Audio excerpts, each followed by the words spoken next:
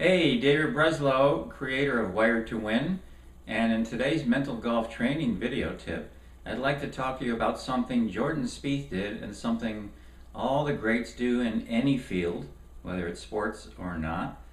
He did something after the 13th hole when he had that disastrous hole.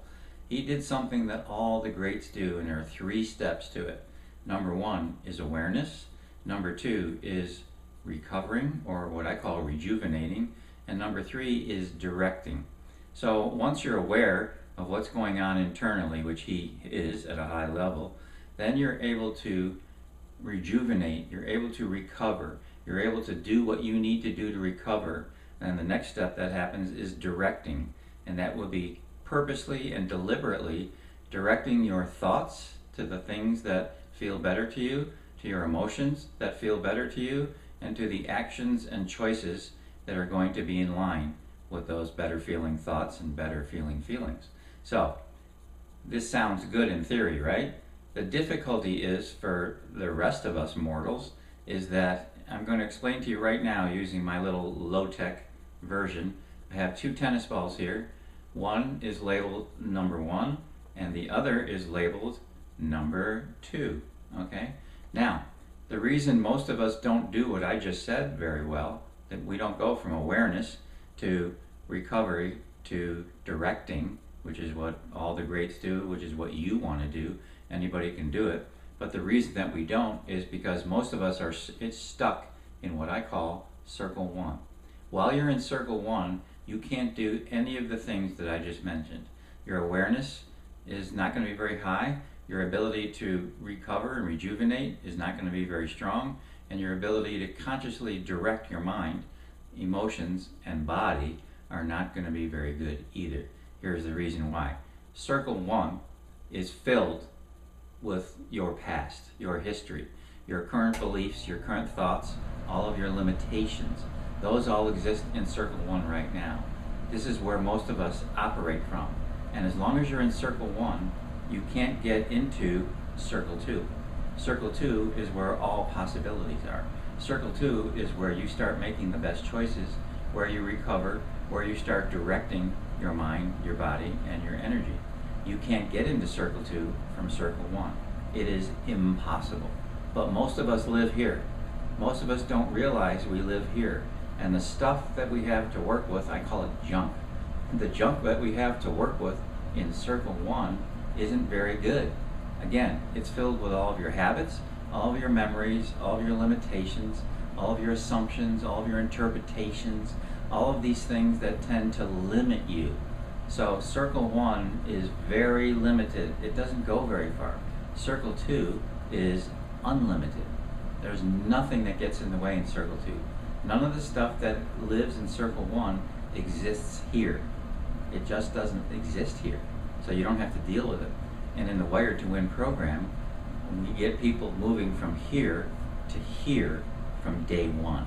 From day 1, session 1. You're living in circle 2. That's one of the beauties of it.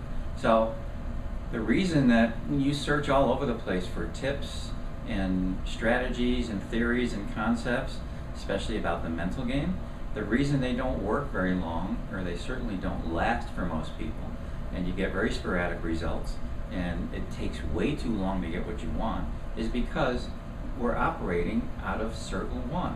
So all of that information is going into this mess here. So you're not able to receive it very well, and it's not clean. So what do? We spend time here, and we don't realize we're here. So we keep gathering stuff, and we keep gathering stuff, and we move maybe from here to here a little bit, but guess what? We're still in circle 1. We want to be here. Here's where you want to be. Here's where people like Jordan Spieth, or any of your favorite athletes that have reached a high level, they live in circle 2 while they're performing. So they're able to make those great adjustments. A guy like Jordan Spieth is able to be highly aware of what's going on, especially after that 13th hole. He was aware of what's going on. He's highly attuned to what's happening in here. So he's able to recover quickly and finish with that great flurry as he did in the last 5 holes. Incredible, absolutely incredible. But you have the ability to do that too. as long as you can get yourself out of circle one and understand that while you're doing all this stuff that you're doing, while you're gathering all these tips and strategies and theories and concepts and all this stuff, that it's only hitting you here. It's only hitting you here. And the reason, again, they don't work or they don't last is because you're not operating out of here. I've seen it happen thousands of times. People call me or email me and say, hey, I don't understand why I did the Wired to Win program and these changes are happening so quickly. But I've gone to workshops and paid a lot of money to try to get these same changes. And my explanation is the reason that they happen quickly and they stick is because you're no longer here. While they're doing all their other stuff, they're doing it out of this place. But while they're doing it in Wired to Win, they're doing it out of this place. And this is where things happen. This is why things stick, because these two things will never meet. Notice they're two separate circles. This one will never get you into this one. Never, never. You can spend all your time in here. You can get all the greatest information in the world. You can get all the greatest tips and strategies in the world, but you're still here. You're still here. Until you learn to wake up, which is what you do immediately in Wired to Win, you can't be here consistently. You just can't be. So, one of the main messages here today is that you do have the ability to make that adjustment. You do have the ability to direct, purposely direct, your mind, your emotions, and your body. Jordan Spieth was a perfect example of it. You saw what he did. After that 13th hole, that was a mess. It was a mess. But what did he do? He recovered so quickly. But he recovered because he was aware and awake, which brought him here. And once he was that aware and that awake, he was able to make new choices, emotionally and physically. And once he made those better choices, that's why he was able to move through all of that so calmly. That's why he was able to adjust as he needed to adjust in a situation where other people might have just gone a little bit crazy, been flustered, been frustrated, made horrible choices because they would have been doing it out of here. This is what Circle One does. Please understand, Circle One has a bunch of limitations. Everything is in there. Again, your history, your memory, your experiences, your negativity, your interpretations, your assumptions, mostly on the negative side, are all hanging out here, which is why you can't make anything new from here. You cannot make any real new choices that last from here. You can only make them from here. So that's point number one. You do have the ability to be aware, to rejuvenate and recover, and to direct. You do have that ability.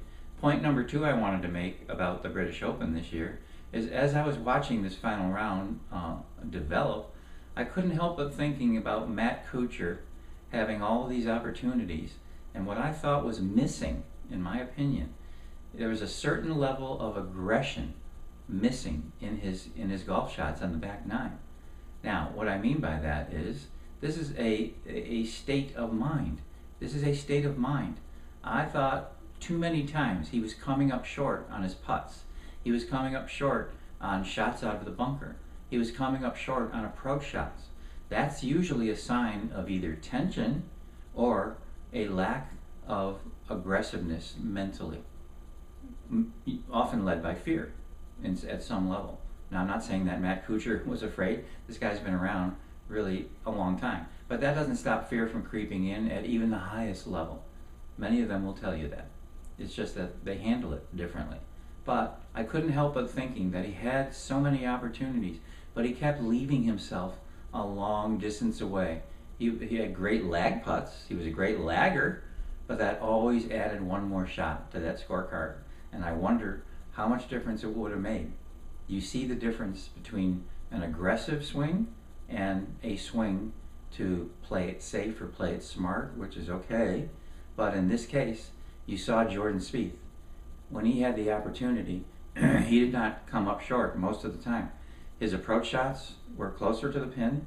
His putting was closer to the hole, oftentimes in, as you saw on the last few holes. He started to drain these putts from a long distance.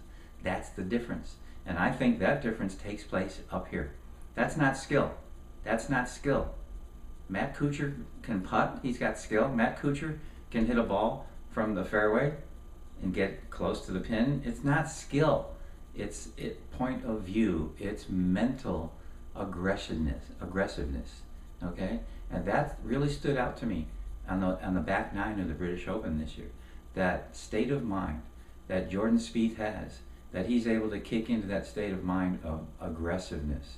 And I don't mean being wild aggressive. I don't mean being stupid aggressive. It's a state of mind. It's an energy. It's a feel that allows you to stand over the ball and really believe about getting it close. Really believe that you can get it close. Get it within 3 feet. Get it within 5 feet. Get it within 10 feet. He was doing it time and time again out of the bunker, even on approach shots. And when he had the longer putts, he started to drain them. That's a separate issue altogether. He just has that extra level, okay, which is really awesome to watch. Great players have that extra level. But you can take this mindset of aggressiveness to the course with you. Any amateur golfer can do the same thing. Why can't you think more aggressively when you're 150 out and you have the iron of your choice in your hand, the iron you're comfortable with? Why can't you think aggressively about 3 feet away, 4 feet away, 5 feet away from the pin? Why isn't that part of your pre-shot routine? I'm not saying that you need to focus on results to the time that you're anxious and causing you stress. It's not about that. It's about setting up a desire, setting up a clear image, setting up a picture that you want.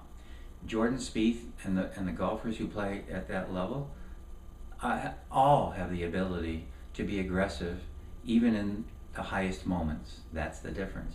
They're able to do it when everybody else is feeling a little bit safe, a little bit safe, a little bit safe.